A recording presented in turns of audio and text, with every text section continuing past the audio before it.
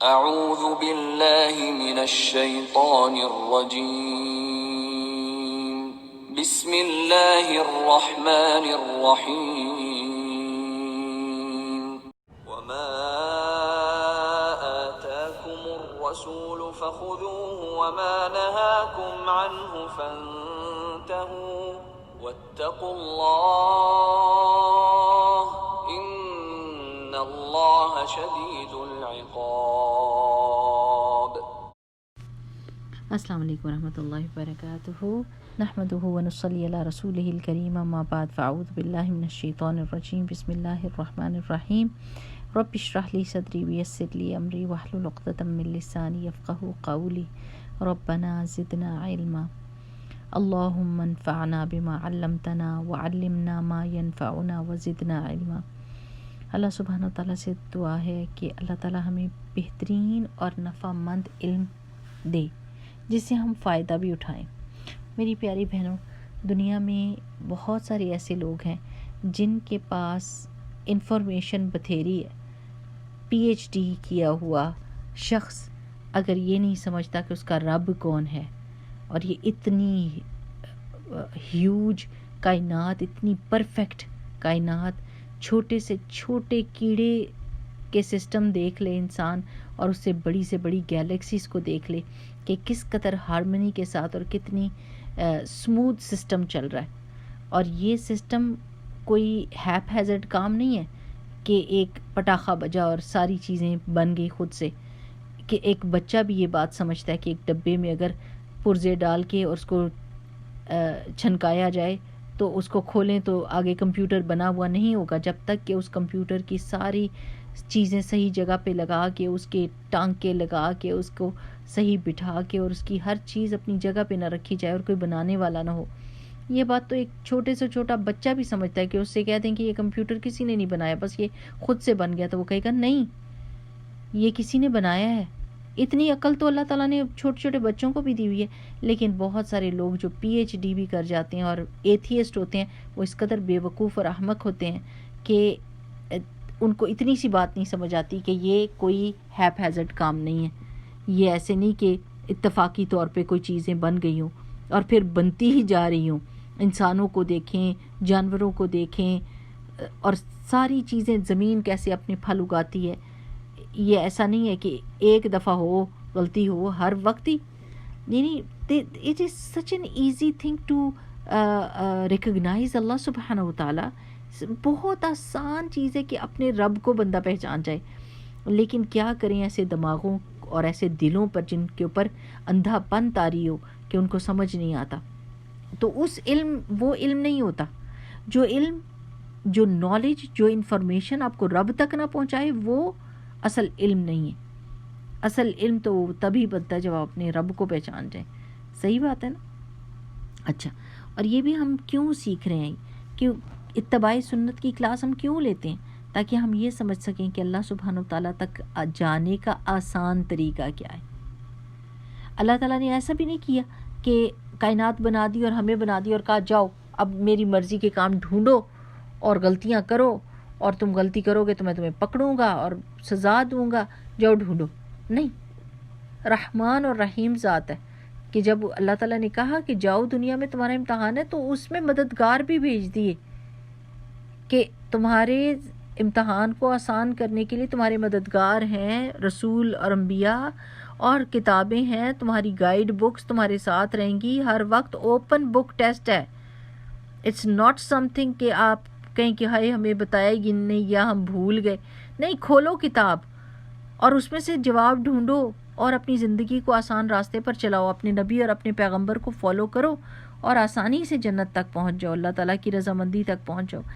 ویسے حیرت نہیں ہوتی، اوپن بک ٹیسٹ ہے، لیکن پھر بھی فیل ہو جائے انسان تو پھر واقعی وہ سورہ ملک میں سچ ہے نا کہ وہ کہیں گے کہ الم یاتکم نذیر۔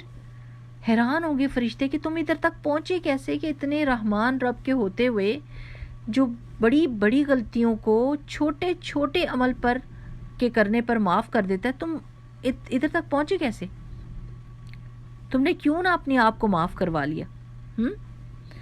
تو یہ بات ہے کہ اللہ تعالیٰ نے بہت ساری آسانیاں دی ہوئی ہیں میری بہنوں، اور یہ جو علم ہے نا سنت کا، یہ بہترین آسانی ہے جنت تک پہنچنے کی، لیکن شیطان نے ایسی آنکھوں پہ پردہ ڈالا ہے کہ ہم سنت کی بات ہی نہیں کرتے یا سنت کی طرف پلٹتے ہی نہیں۔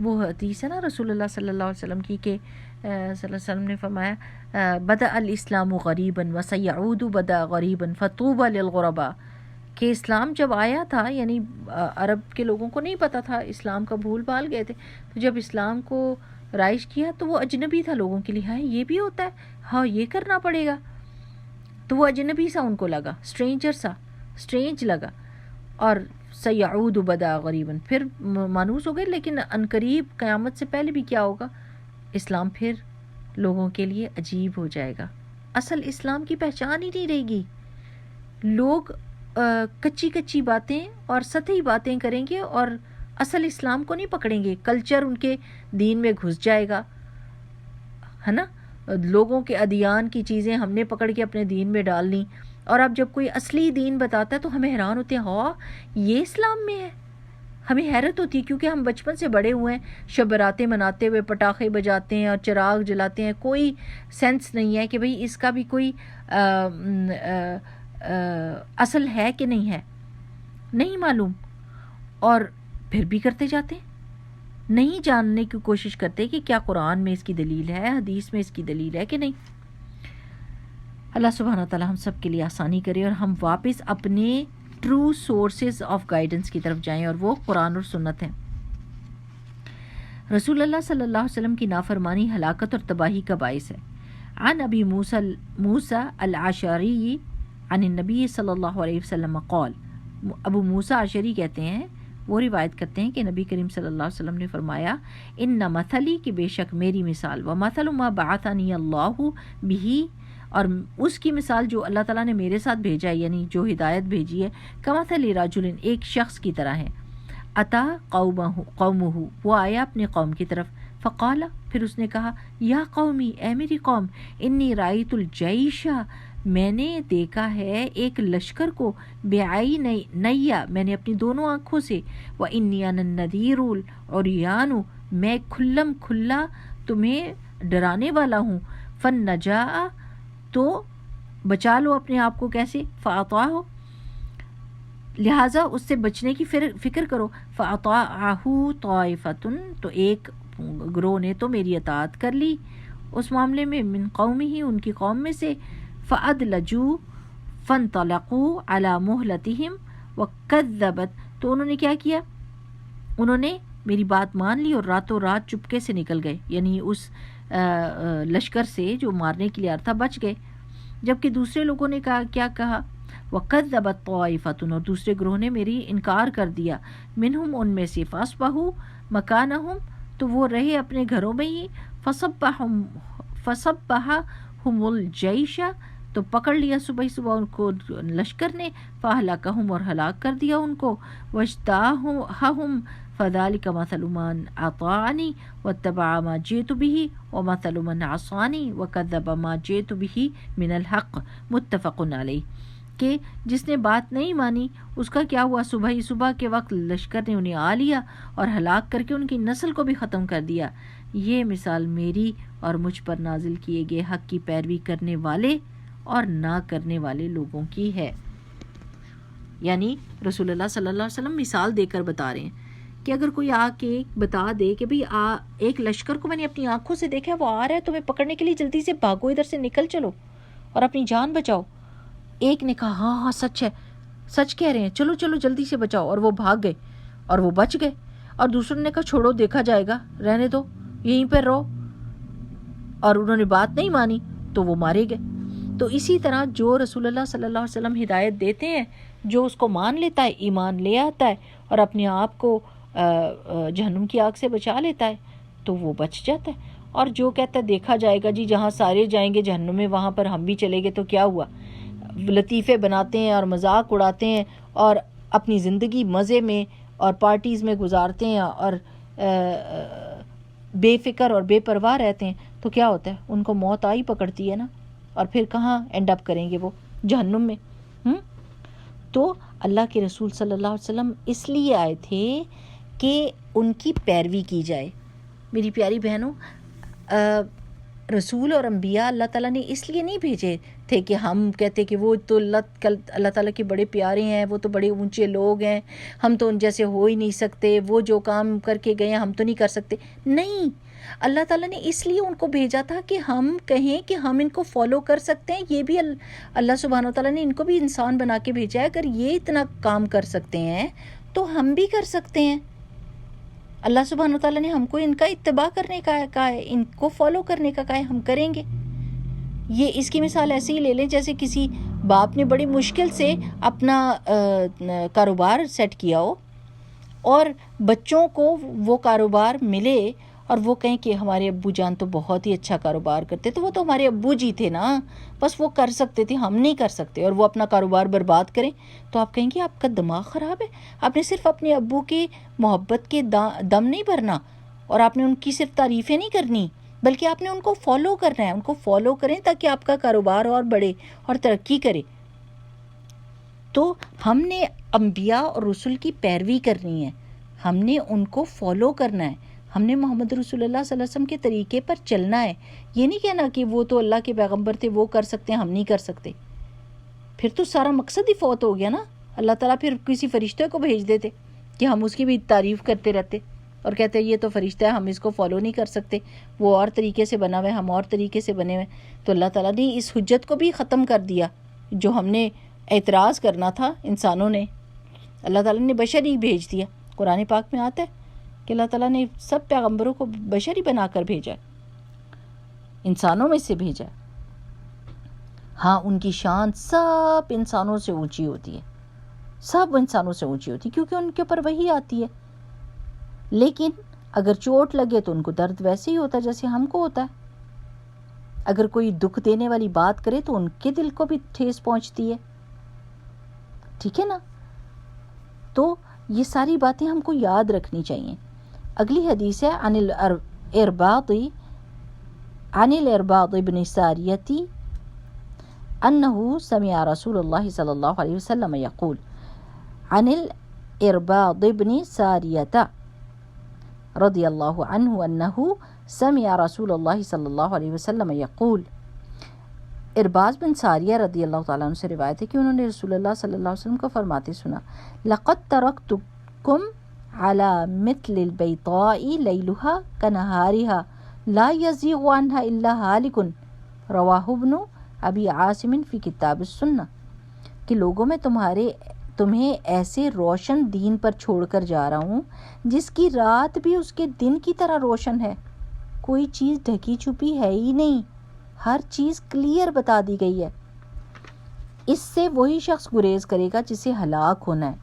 یعنی کوئی اتنا ہی کوئی بہت بڑا بیوقوف ہوگا کہ جو اس کی پیروی چھوڑے گا، اس سے گریز کرے گا اور وہی ہلاک ہوگا. جو عقل مند ہوگا، تھوڑا سی بھی جس میں عقل ہوگی، وہ اس کو فالو کر کے بچ جائے گا. ٹھیک ہے نا میری پیاری بہنوں؟